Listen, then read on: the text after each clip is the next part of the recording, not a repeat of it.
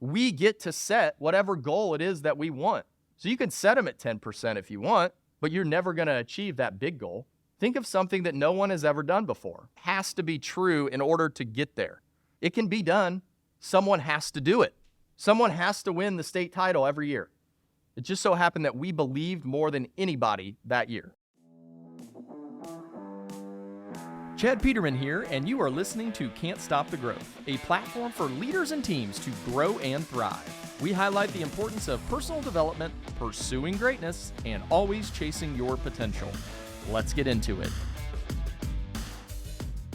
The one thing that I want to talk about today is where is it that we're actually going to get our results?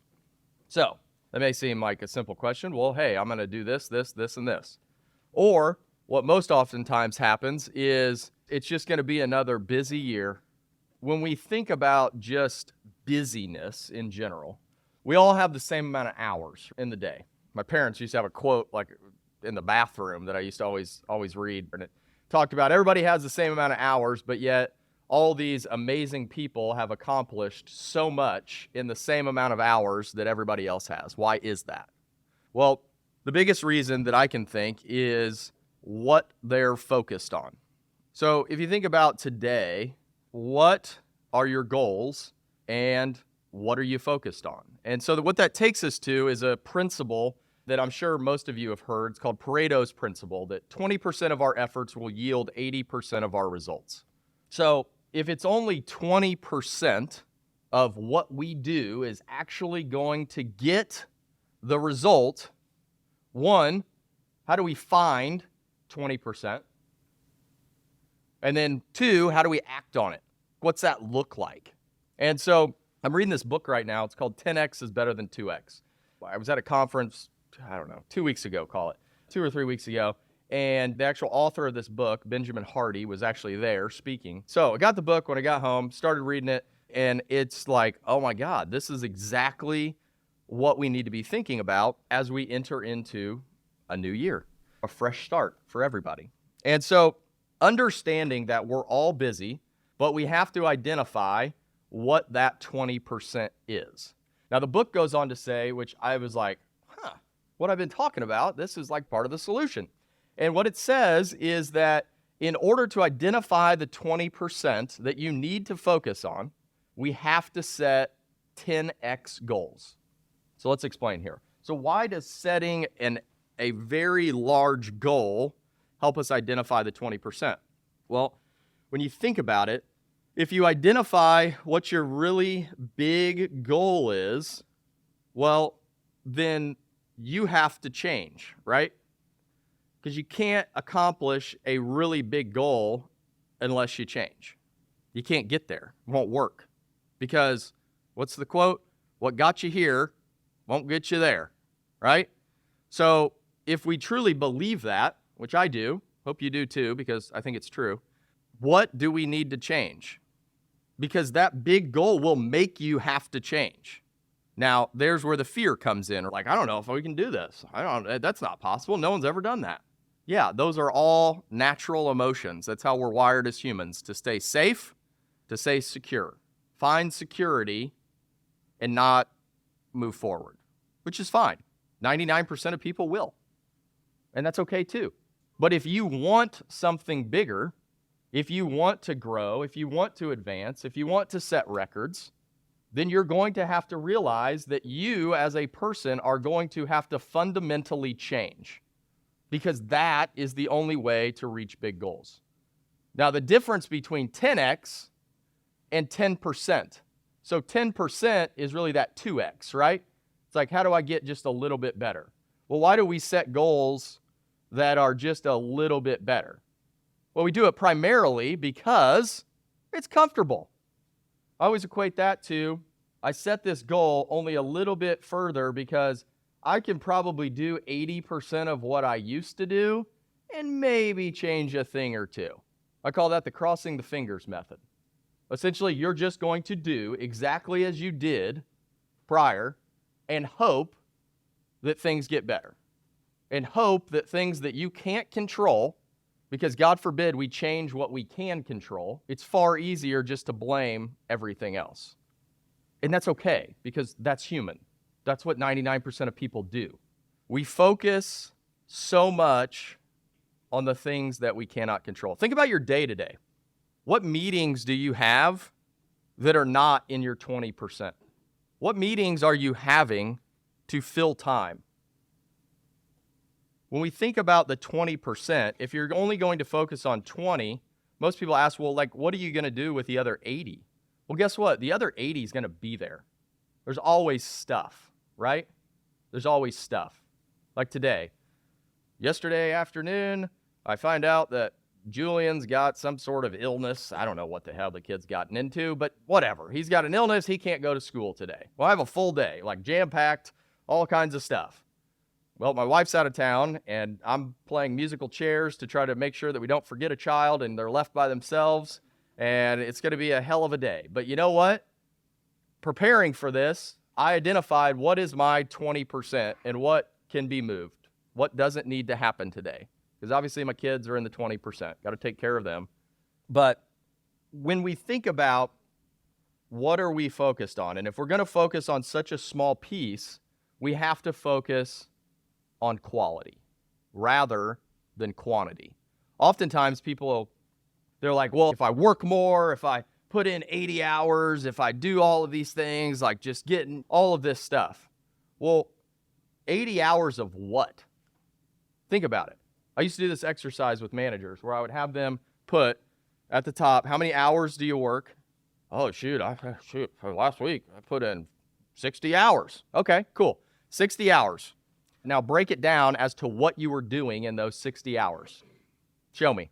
Oftentimes, actually every time, what we found is they had about 40 hours left. That's weird. Well, what were they doing all that time? The 80%. Very little of it was ever focused on the 20. They were focused on what's changing, what's going to affect this. Well, what about this? Dude, you can't control that. So leave it alone. Stop it. What can you control? What is going to take you closer to what you're trying to achieve? If I had a nickel for every time I heard from or heard about well, we just need more calls. More calls. That's what we need. Calls are light. Can't do it. Really?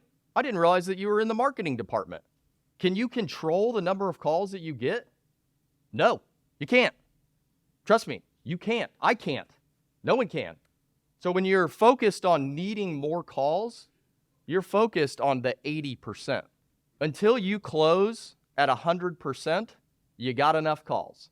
Because if you're focused on the quality of each call, guess what? If you typically close at 40, if you focus on the quality of call, what if you close at 80? Guess what? You got your more calls. But so often it's all of these things that we can't control.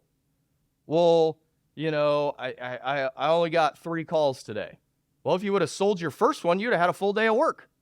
And I'm not saying you're going to sell every call, but what if you went in to that first call knowing that that was the only call you were going to get?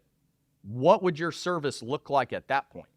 If you knew I got one shot, because at that point in time, you're focused on all the things you can control. The same goes for every aspect. What are we focused on that doesn't really matter? What are the things that drive you to what you're trying to achieve?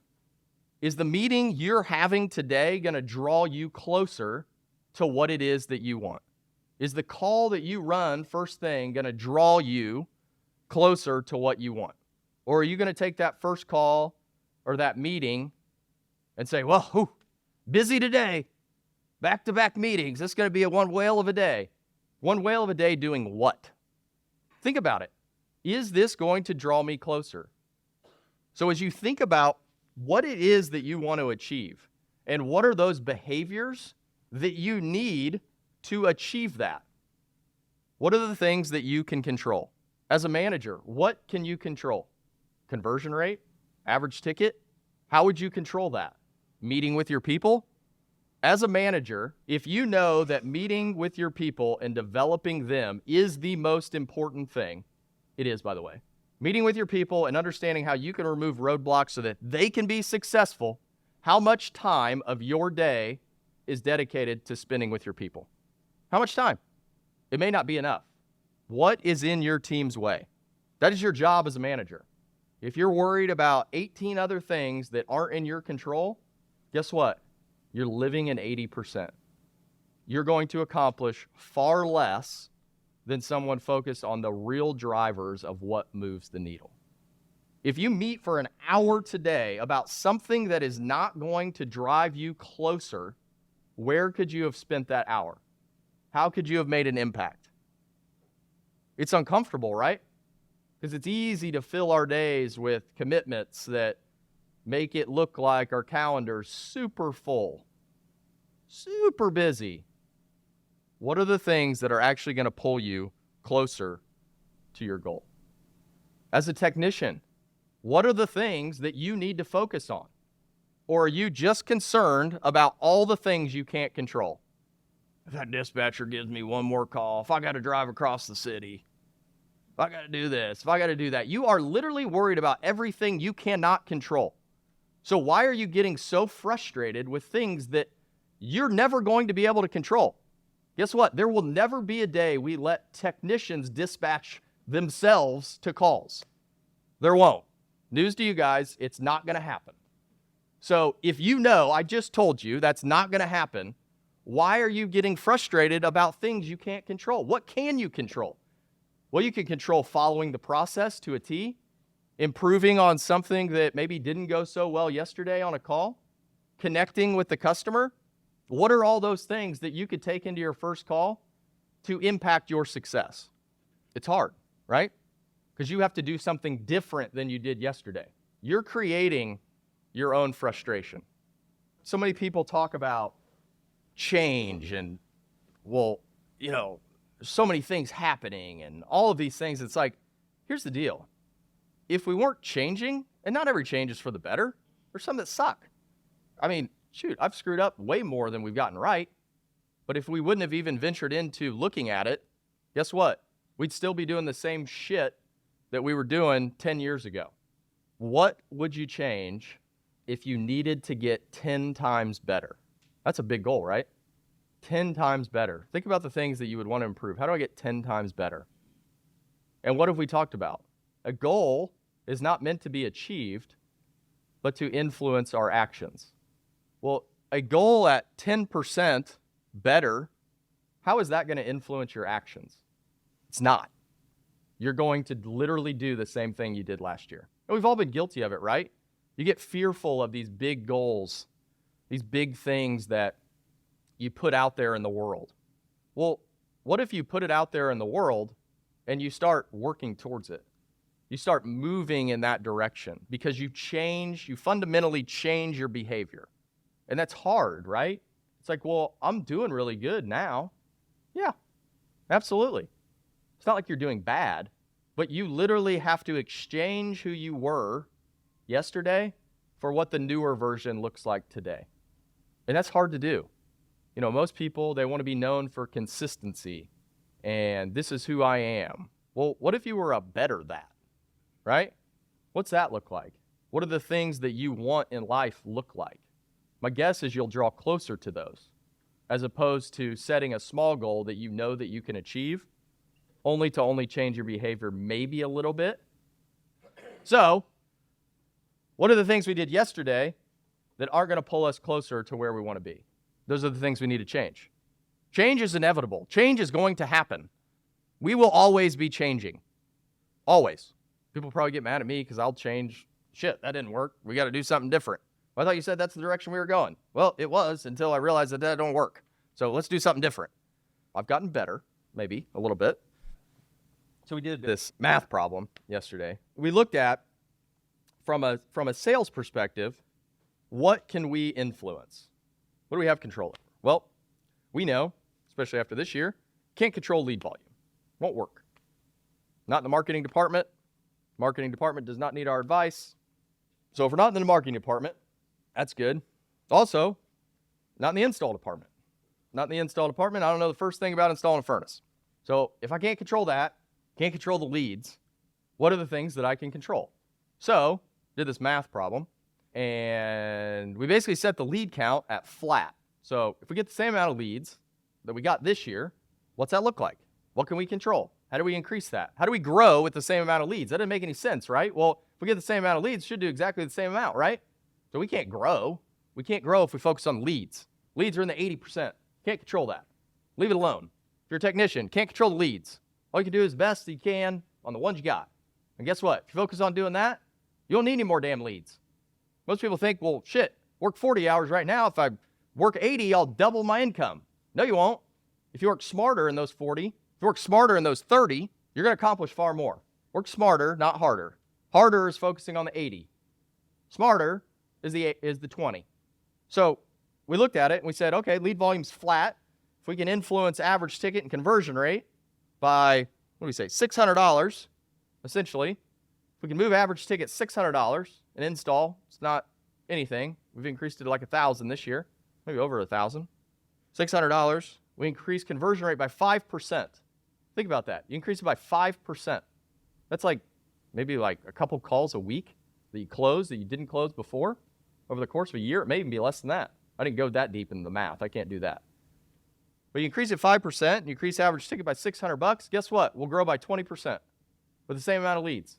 That got me thinking, well, shit, I think average ticket and conversion rate is 20%.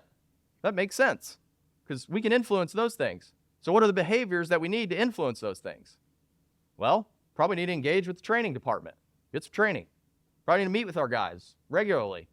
Probably need to be out finding out what our bottom performers are doing or not doing, what our top performers are doing.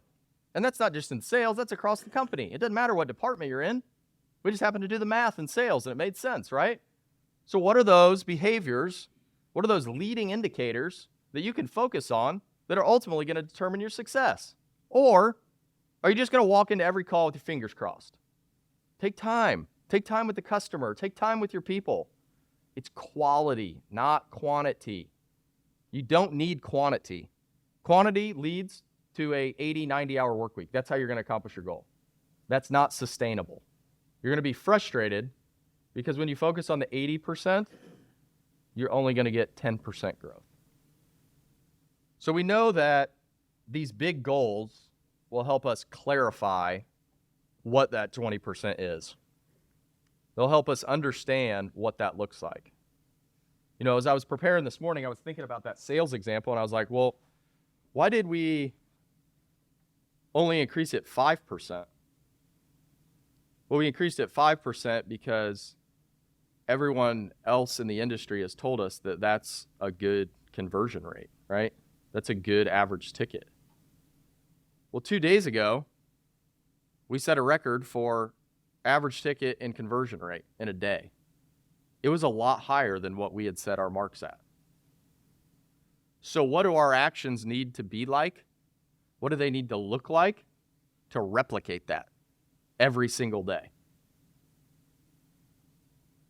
Is your day structured today to get those results? So think about that. What's your record day? Oftentimes people look at like a record day as like, well, I'm only going to hit that once, right? Well, what if that moved your standard? If it can be done in one day, it can be done every day. But even on that day that you set the record, guess what? There's probably things that can be improved. But that's tough, right? When we set a record, it's like, shit, I'm just going to do what I did yesterday. Don't do that. Find the things that can still be improved. Set the new standard. Just because someone says that this is what people have always done in the industry, that's a bunch of 90%ers. Or that's 99% of people. That's what's been done in the industry. So if you're going to be the 1% that sets the new standard, what does that look like? Do you want that? You may not want that, and that's perfectly fine. Because in order to set a big goal and to move towards it, you're going to have to want it. It's got to burn deep down inside of you that that is what you want. That is where you want to go. What does that look like? You know, what is the definition of insanity is continuing to do the same thing and hoping for a different result. It makes sense, right? But how often do we go against that? How often do we operate in insanity? It's kind of scary, isn't it? And I'm as guilty as anybody. One of the things that I'm doing here right now, I'm in day 14-ish without drinking. So 14 days. I'm trying to go to the end of the year. I have a feeling I'm going to go much longer than that. But it was a thing so on my birthday every year, which was a couple weeks ago, I sit down and I write out my goals. Yes, I know, completely nerdy.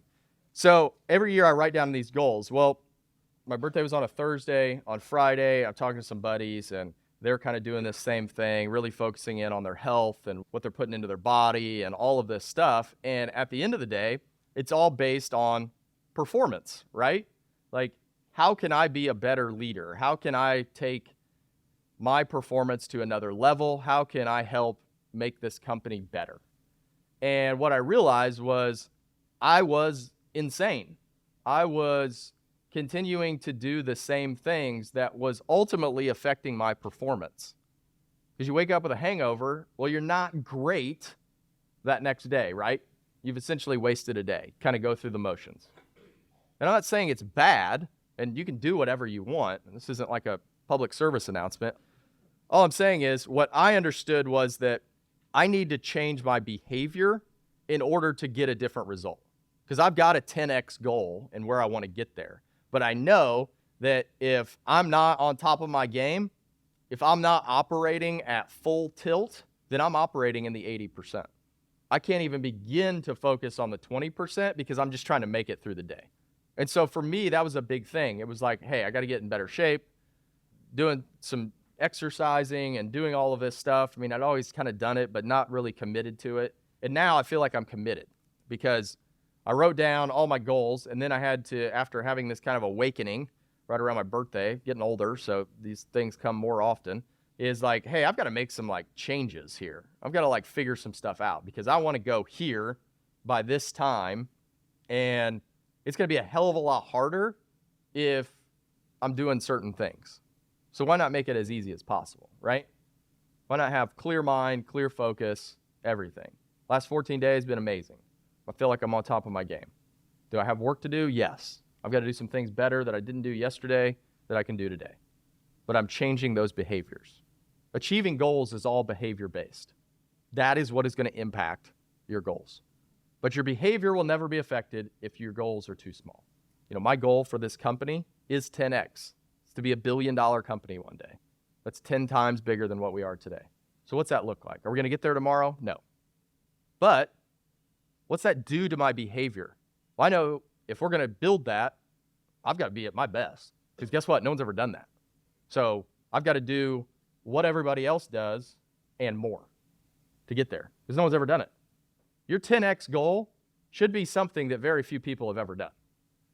If your goal's not that big, more than likely your behavior is not going to change that much. So if the goal is to be 10x bigger, well then the question I ask myself is, how is that true? How does that come true? What are the things that have to be true in order to get to that level? Well, there's a lot of things. We've got to build process and procedure that'll scale that big. We've got to build process and procedure that can go across state lines.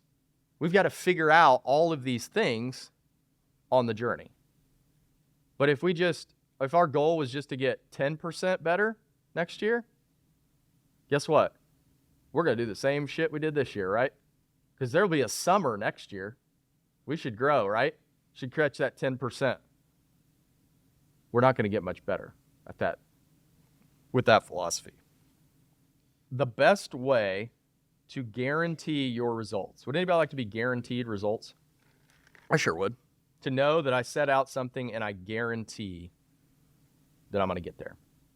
I know deep down inside we'll get to where I want to get. 100%. But in order to do that, I know that my identity as a leader is going to change every year. It's going to have to. And we're not talking about like 180 change, like I'm going to be some different person, start screaming and yelling or something like that. That'd be really funny. I'm sure most people just laugh at me. But what are the things that I could do better? How can I remove roadblocks a little bit easier? What are processes, procedures that could be improved so that things flow better? What are things that you could do in order to get there? Think about what your life may look like at a company that's operating on that level. I mean, that's next level stuff. And that's what we want to think about. That's what's fun to think about. You know, dreamers get a lot of flack, right? Think up these big, crazy things. As my brother would say, I think them up and he cleans them up. But in order to pull us forward, I know that is my role. I have to keep thinking big because I want there to be opportunity for everybody. I want there to be advancement. I want people to be able to hit their 10x goal. That's what I want. Because if we all do that, guess what? We'll get there in record time. If everybody's focused on that 20%. If everybody's dialed in to the things that they can control. It sounds simple, right? Like, oh yeah, that makes sense. Focus on the things that I can control. Remove all of the noise that is everything I can't control and just hone in. What you'll find is it's far easier. It's far easier. You know, the greatest indication, in my mind, of missing the mark when it comes to that 20% is someone who says they're too busy.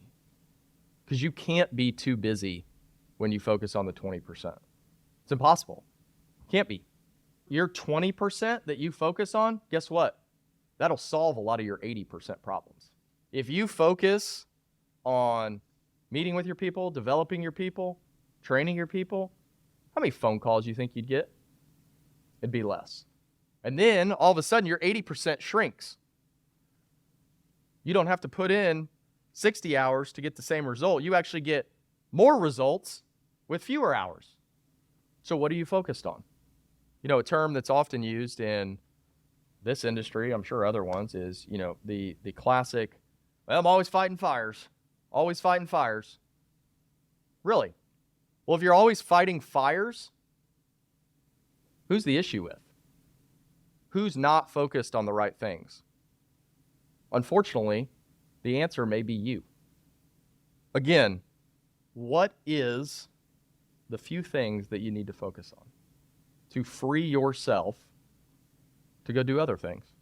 To maybe have one of those meetings on things where you can help people out. Because guess what? There's still enough time in the day to do all the other things that you want to do. All you got to do is carve out 20% and eliminate the noise. We create so much noise in our own head. How can you eliminate that? Because most of the noise is you worried about the things you cannot control. Think about it. Like most of the time when there is an issue, when there is a problem, it's most of the time something that we cannot control. Because guess what? The things you can control, you don't need anybody else. You don't need anybody else to focus on the things you know you need to focus on to be successful. Isn't that crazy? You don't need anybody else. You've got the full capability. And I'm going to guess that everyone knows exactly what they need to focus on. It's just a matter of doing it. It's the same thing. Everybody knows how to be healthier. You got to exercise and eat right. But it's hard to do, right? So if we know what to do, what is holding us back from doing that? Is it an identity crisis? Is it fear of change? Is it comfort in knowing that if something were to go wrong or I don't achieve the goal, I could always blame somebody else? You have to make that decision on what it is that you are going to lock into once you set a really big goal. What does that look like? What are your standards? Why does your standard have to be like everybody else's? It doesn't. My 10x goal is unlike anybody's because no one's ever done it. I figured that was a good place to start. Because someone's got to do it, right? If you think about it, someone's always got to win the championship. Why can't it be you? You know, this reminds me of a story. So, kind of go down memory lane here, but I think it's really applicable for what we're talking about. So, my junior year of high school, playing football, we had just won the state tournament the year prior. It's the preseason. We had, out of 22 people, we had 2 starters We had 3, and one of our teammates had a stroke during the summer and was unable to play. He was a Division I football player. Lost him before the season started. So we're down to 2 returning. 2 people who have actually played varsity football. The rest of us, not so much. So 2 people coming back. One of those 2 would get hurt and be out for the season in the second game of the year. But this is prior to that. So prior to that, we're having our team bonding thing that we did.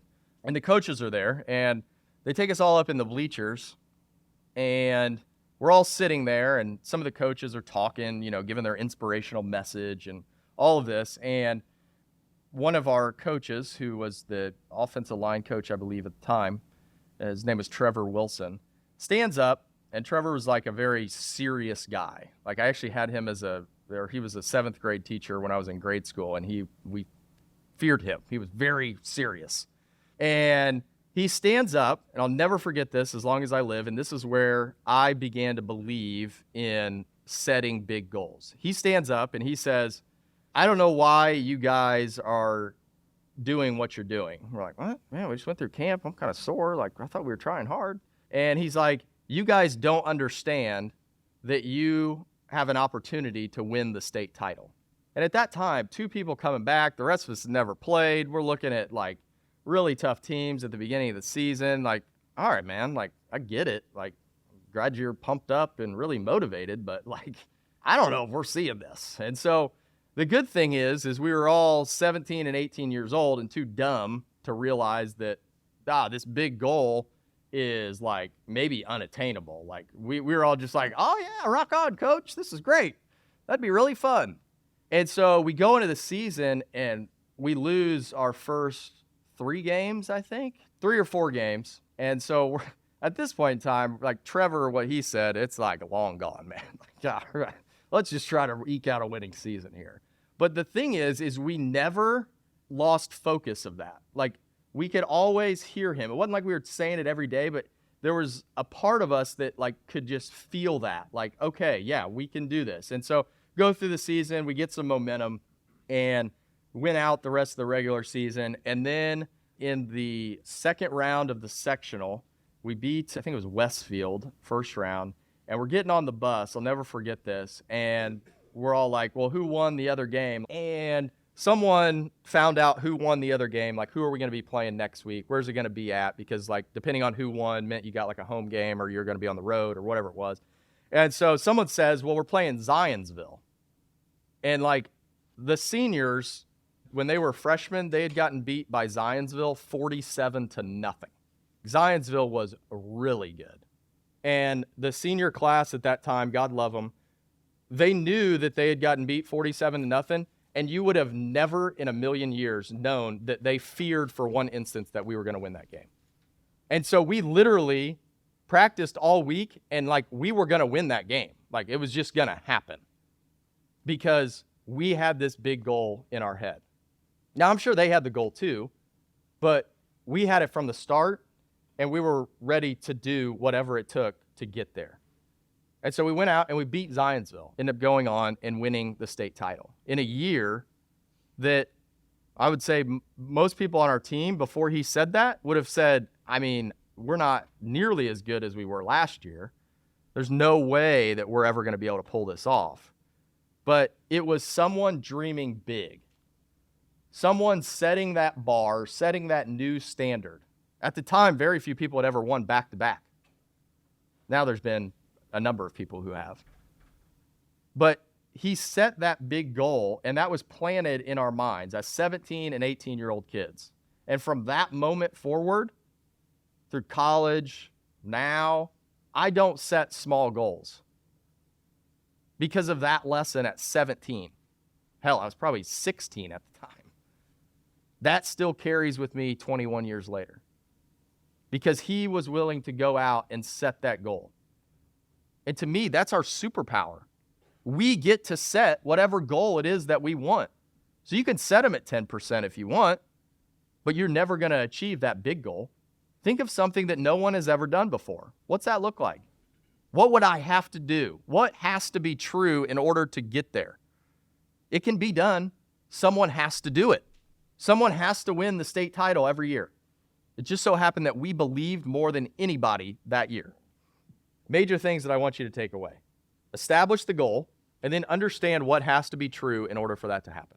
Set it big, because that will direct your behavior on a daily basis.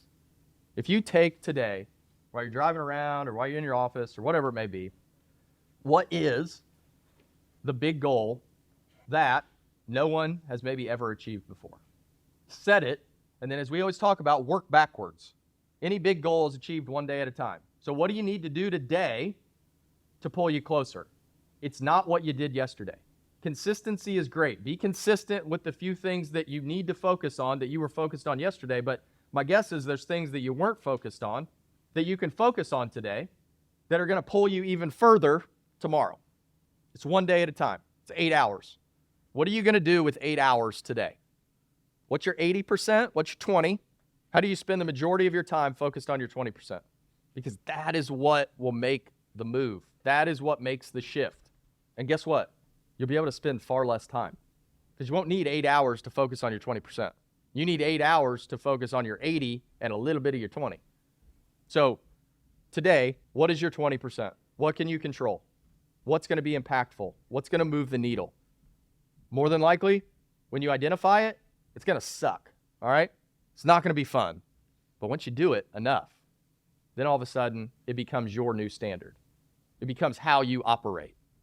It becomes your new identity. This is who I am. I don't close at 50, I close at 70. That is the new standard. My average ticket isn't this, it's this because this is the new standard. I don't care what the industry says. I don't care what we've done. I don't care what the record is here.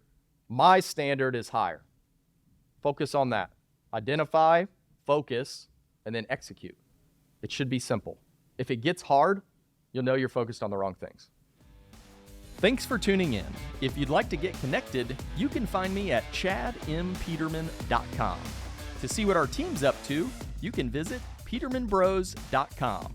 As always, keep growing out there.